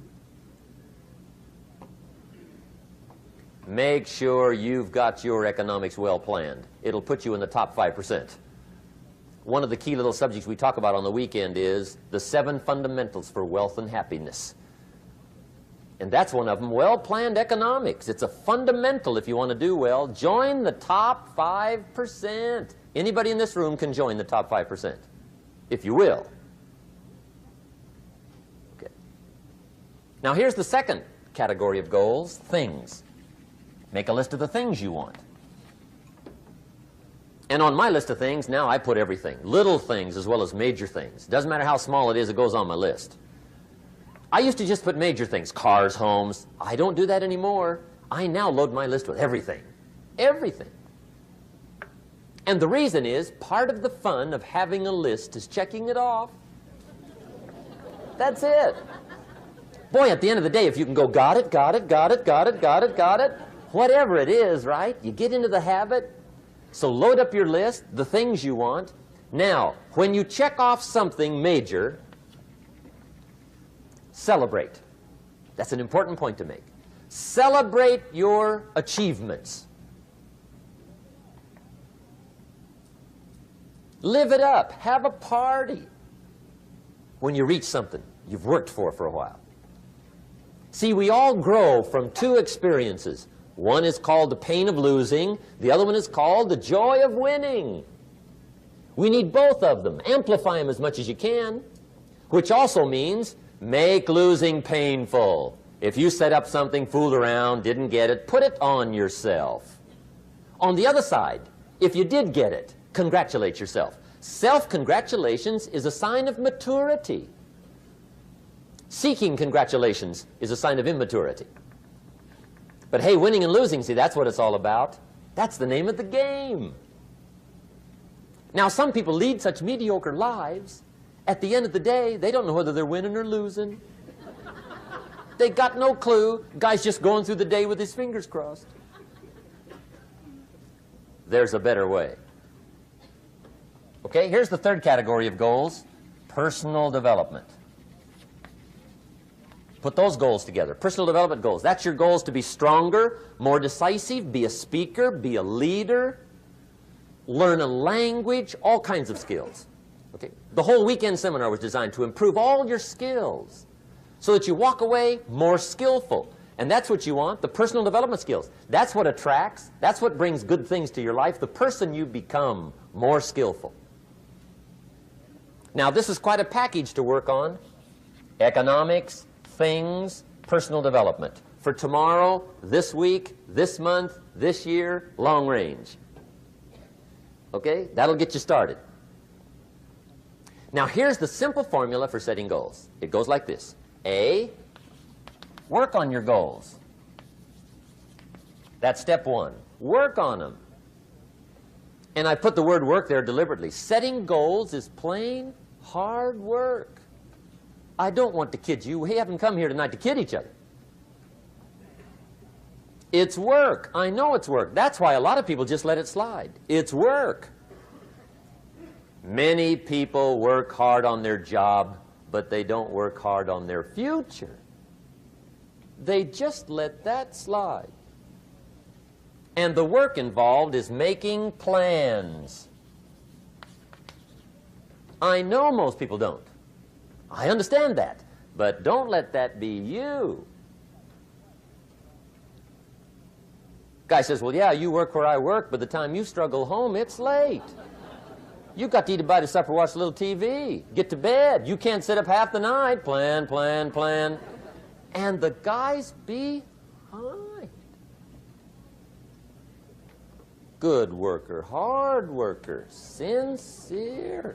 But you've got to be better than sincere, working hard. You've got to be better than a good worker. You've got to be a good planner. Somebody once wisely said, the people who fail to plan are planning to fail. Well said. So work on your goals. Here's step two. Write your goals down. That's so important. I teach my staff around the world, put your goals in your journal. Because one of the major people you want to study is yourself. Say, here's the list of goals I put together 3 weeks ago. Here's the list of goals I put together 2 years ago. Here's some of the changes I made, rearrangement of my priorities. I scratched these off. I put these on. I've gotten these. Study your accomplishments. Study what your desires are. Put them on paper. Write them down. Here's another reason for writing your goals down. It shows you're serious about doing better. And to do better, you got to get serious. You don't have to be grim, but you must be serious. Everybody hopes things will get better. Everybody hopes. Poor people hope. That ought to tell you something. It means the future does not get better by hope. It gets better by plan. I used to have the affliction called passive hope. It's an affliction. It's bad. Probably what's even worse than that is happy hope. Now that is really bad. That's bad. Happy hope. The guy's 50 and he's broke and he's still smiling. See, that's not good. So get serious about your goals. Put them on paper. Write them down. There's all kinds. His goals, her goals, their goals. Business goals, financial independence goals, family goals. I mean, there's so many things to work on this that if you don't get busy and work on it, sure enough, the time will pass. And sure enough, 5 years from now, you'll wind up where you don't want to be, wearing what you don't want to wear, driving what you don't want to drive, being what you don't want to be. Now's the time to fix it. Now, here's the third step to your goals. Check the size of your goals and the kinds of goals. How big they are, what kind they are, affects you. And here's one of the important phrases of the evening. Your goals are affecting you, whatever they are. Your goals affect your handshake. Your goals affect your attitude, personality. Your goals affect the way you walk, the way you talk, the way you dress. All day long, we're being affected by our goals. Now, some people have goals, but they have such lousy goals.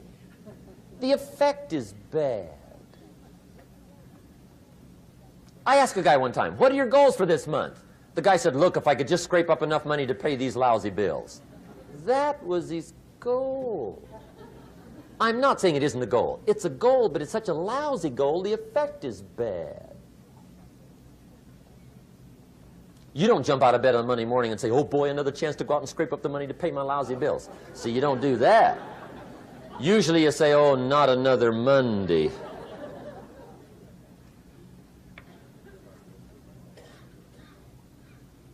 And some people have so given up on life, they have joined the thank God it's Friday club. How sad. Surely those are the same people, when life is over for them, will say, thank God it's over. Let me give you a Bible philosophy that teaches how to get whatever you want. That's the title of the next set of notes. How to get whatever you want. From the Bible. Now again, I'm an amateur when it comes to the Bible. I'm not a pro. But this I can quote, and I think that'll be sufficient. How to get whatever you want. Here's what it says if you're ready. It says, ask,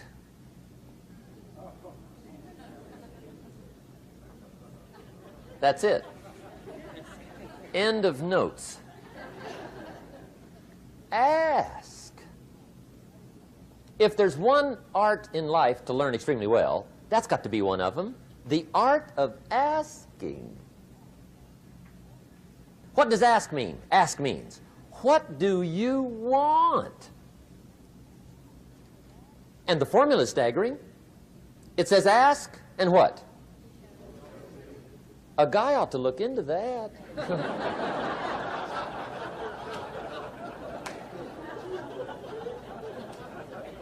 He says, yeah, but you work where I work, by the time you struggle home, it's late. You got to eat a bite of supper, watch a little TV, get to bed. You can't sit up half the night, ask. And the guys behind.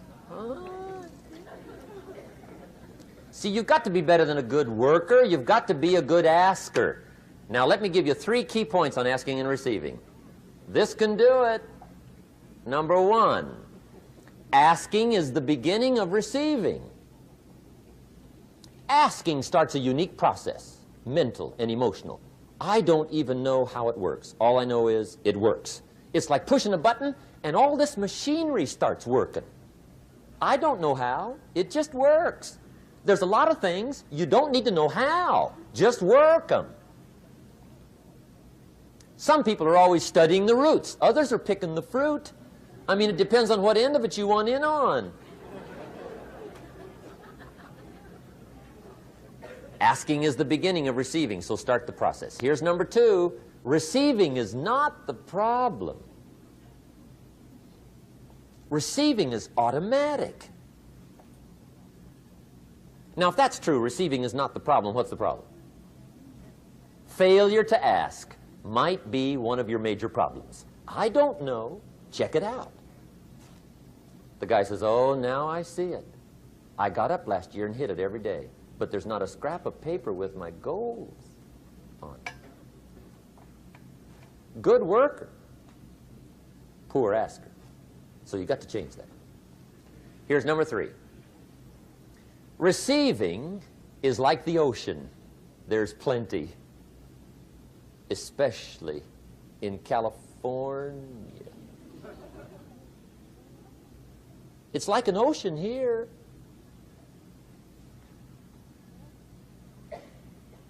Success is not in short supply. It isn't rationed, and you stepped up to the window and it was all gone. No, no, no. It's like an ocean here. Now, if that's true, what's the problem? Well, some people go to the ocean with a teaspoon. Have you got the picture? See, what you want to do in view of the size of the ocean is trade your teaspoon for at least a bucket, and you'll look better down at the ocean.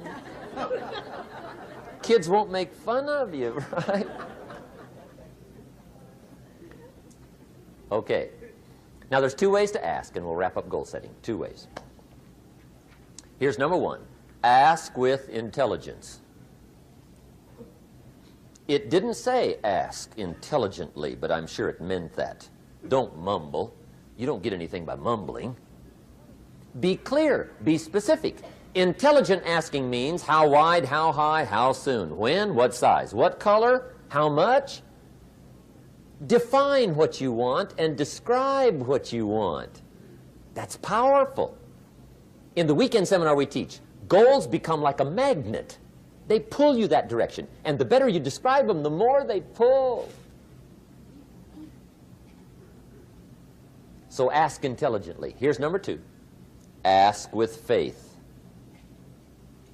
That's the childish part of the equation. Believe you can get what you want like a child. Not an adult. Adults are too skeptical. So the formula really reads, make plans like an adult and believe in them like a child. And the most incredible things will happen. Just try it for 90 days. Just try it. You can always go back to the old ways. Just try it. Just 90 days, 90 days.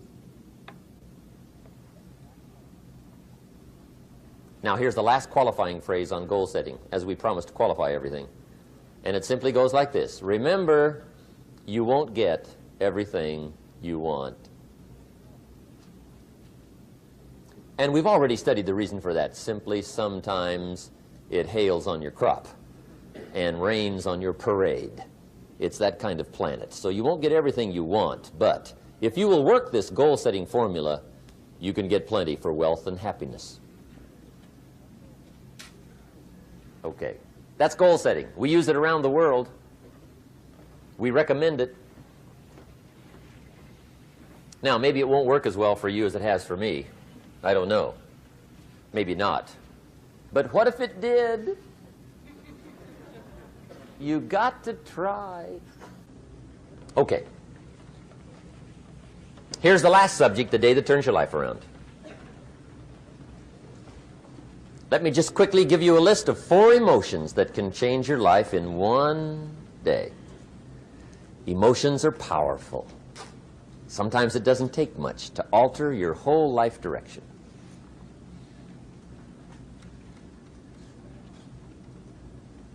Okay, here they are. Number 1, disgust. Powerful emotion. Disgust says, I have had it. See, that could be the day. The day you can say, I've had it.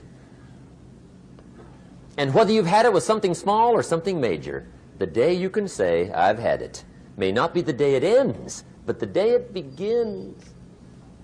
That's what I said when that little Girl Scout left my door when I'm 25. I give her the big lie, she leaves, I say, I don't want to live like this anymore. I've had it with lying and being broke. Powerful day. The man's finally had it with mediocrity. He's had it with being a loser. He's finally had it with those awful sick feelings inside, knowing his wife is at the grocery store looking at 2 cans of beans, one marked 37 cents, one marked 39 cents. And the guy sick inside knows his wife's going to buy the 37-cent can, and she doesn't even like the brand. Do you know why she's going to buy the 37-cent can? To save 2 cents. The guy sick inside finally says, I've had it. Being on my knees in the dust looking for pennies? We're not living like this anymore.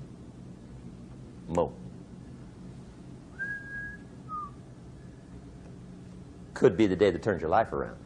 The day you can say, I've had it.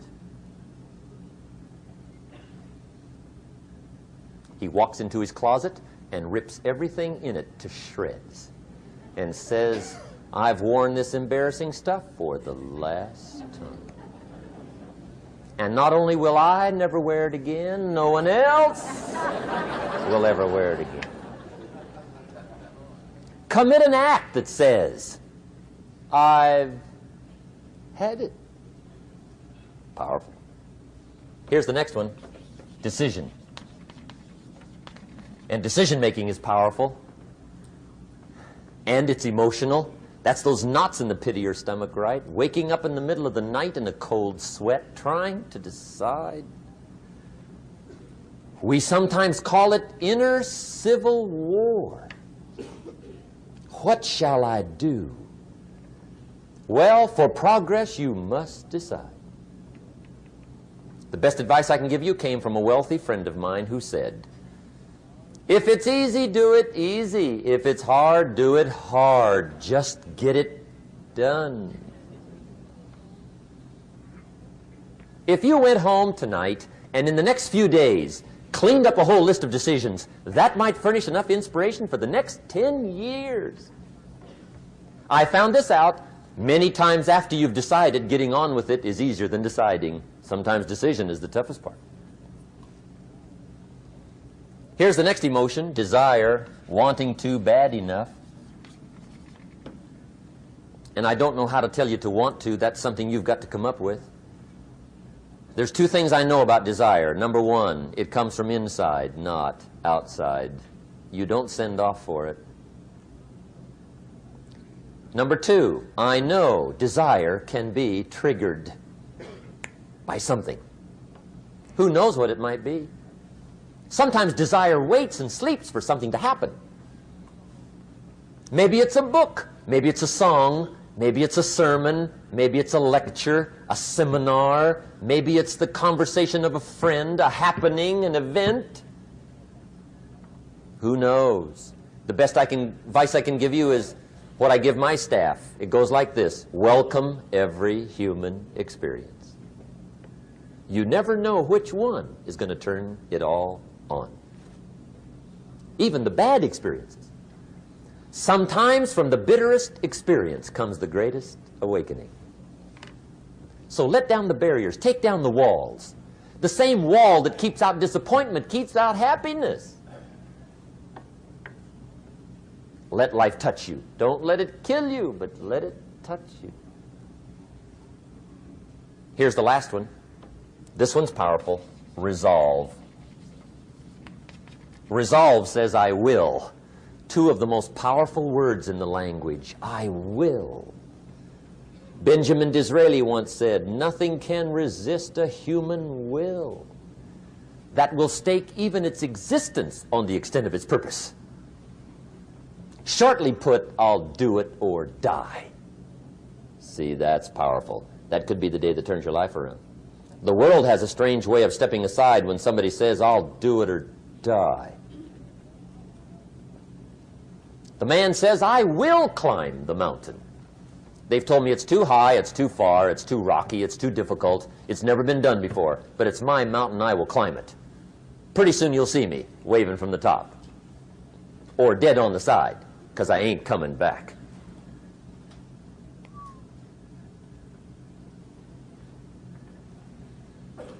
The best definition I ever got from the word resolve came from a little junior high girl in Foster City, California, up north. I'm talking to the junior high kids one day. I love to ask kids definitions. They come up with beauties. I got to the word resolve and I asked, who can tell me what resolve means? And I got several hands, and they were all pretty good, but the last one was the best. Little girl, about 3 rows back, held up her hand. She said, Mr. Rohn, I think I know what resolve means. I said, darling, what do you think it means? She said, I think it means promising yourself you will never give up. I said, that's it. Webster, stand aside. That is the definition. Promise yourself you will never give up. I asked the kids, how long should a baby try to learn how to walk? How long? How long would you give your average baby before you shut him off? How long? See, any mother in the world would say, you're crazy. My baby's going to keep trying until it learns how to walk. What a magic formula. Now let me show you what triggers all emotions into activity that brings results. And results is the name of the game. Here it is. Action. Finally, you must do something about how you feel. Jesus, the master teacher, said, don't just be listeners, be doers. The world admires the doers. Whatever it takes to get you to try harder, read more, set your goals, and go for it. Here's the next attitude disease. Overcaution. Some people never will have much. They're too cautious. Now, you can also be too reckless, but you can also be too cautious. This is called the timid approach to life. And my caution was always the risk. Risk used to drive me right up the wall.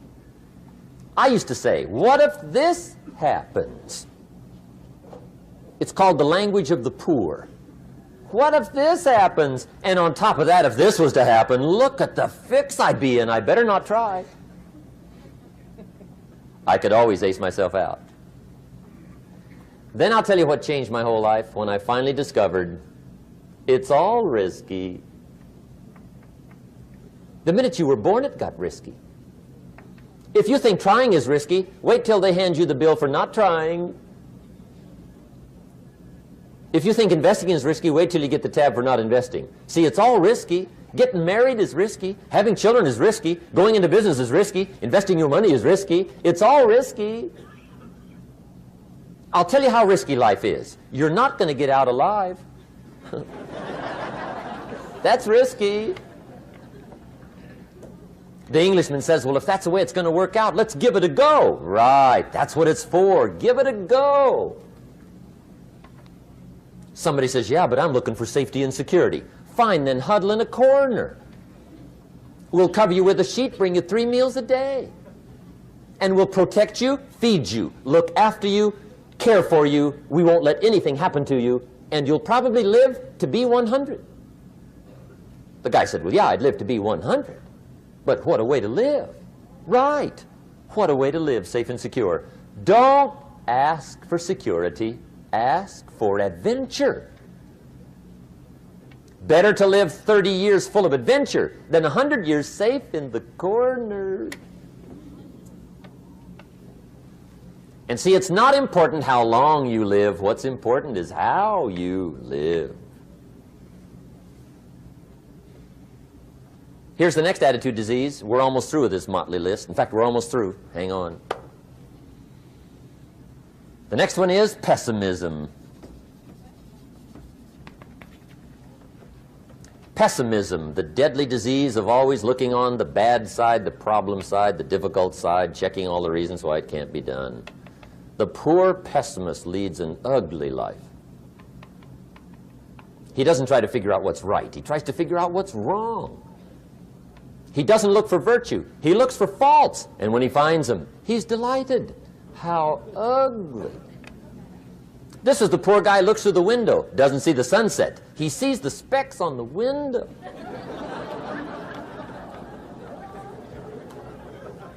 And this is the poor guy, right, who rushes up, takes such leave of his senses. This guy rushes up and he says, I've got 5 good reasons why it won't work. He's so dumb he doesn't know. All he needs 1. He's got 5.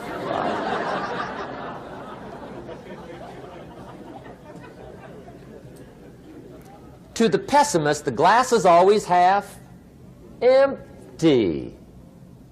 To the optimist, the glass is half full. Why would the same measure affect people 2 different ways? Answer, it all depends on how you look at it.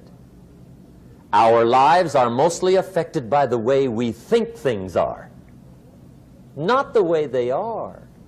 The way we think they are affects us most.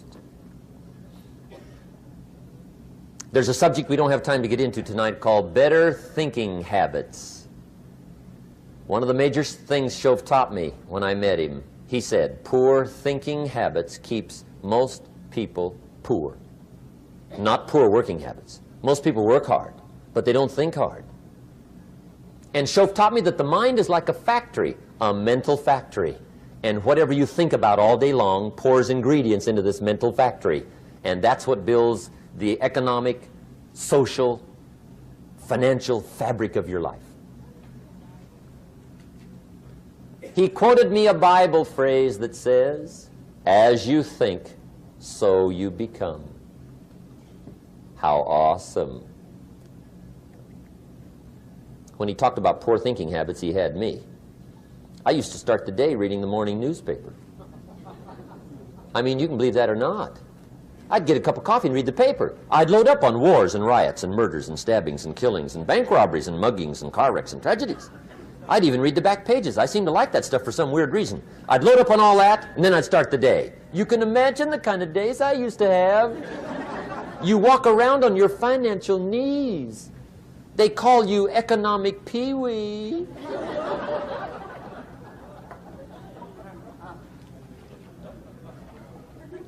The guy says, I want to be a great leader. Wonderful. The first thing we do is follow him to his house. When we get there, we walk in and check his library, number 1. Somebody says, well, why check his library?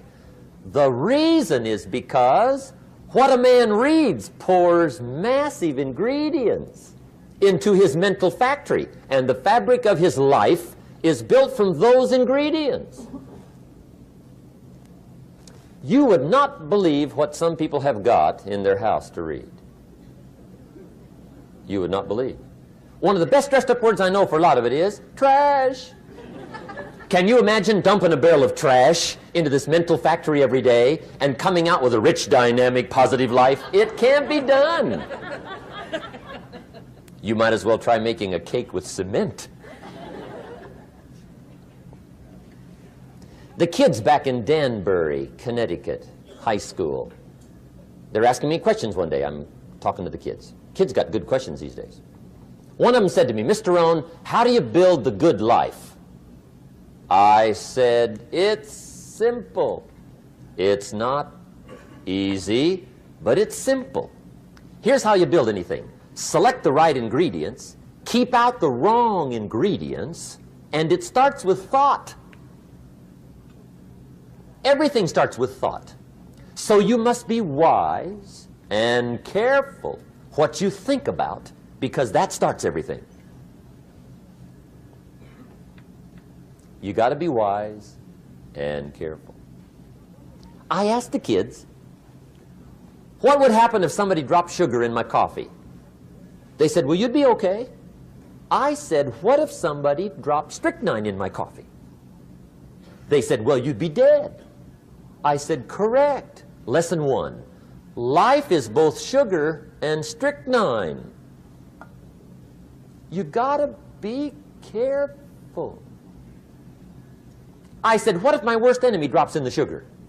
They said, will you be okay? I said, what if my best friend, even by accident, drops in the strychnine? They said, well, you'd be dead. I said, correct. Lesson 2, watch your coffee.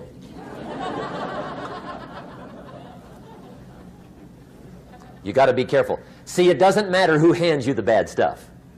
It doesn't matter where you get the bad stuff. It'll still do its damage on your bank account, wherever you get it. Mr. Shoaff gave me one of the greatest phrases when I first met him, when he said, Jim, every day stand guard at the door of your mind. How important. Stand guard at the door of your mind. And you decide what goes into your mental factory. Don't let anybody just dump anything they want to in your mental factory, because you've got to live with the results.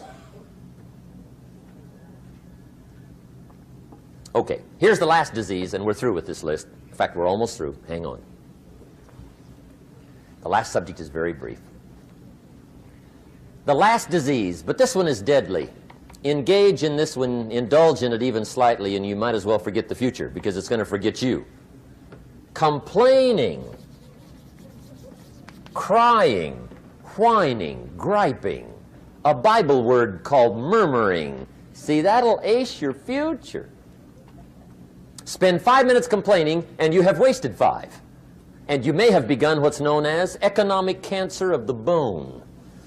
Surely they will soon haul you off into a financial desert and there let you choke on the dust of your own regret. I hope I said that well, so you won't forget. It's a deadly disease. If you don't think it's bad, ask the children of Israel of Old Testament fame. Typical of us all, their story just happened to get in the book. Story says, children of Israel were slaves. God performed a series of dazzling miracles and got them out. And now they're heading for the promised land. Remember the story? Heading for the promised land. Tragedy of the story, they never got there. Reason. From day one, they started to complain. They griped about the water. They griped about the weather. They whined and cried and griped about the food. They griped about the leadership.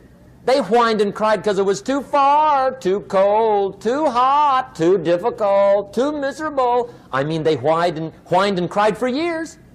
Finally, God said, I've had it, trip canceled. Or something like that.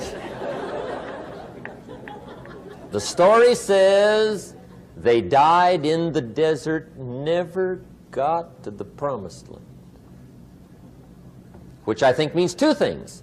Indulge in this long enough, you get your future canceled. And I guess it also means even God himself can only take so much.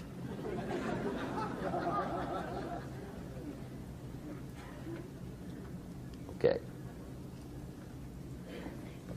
Just be on the lookout of the things that can destroy all the good you start. The war is on.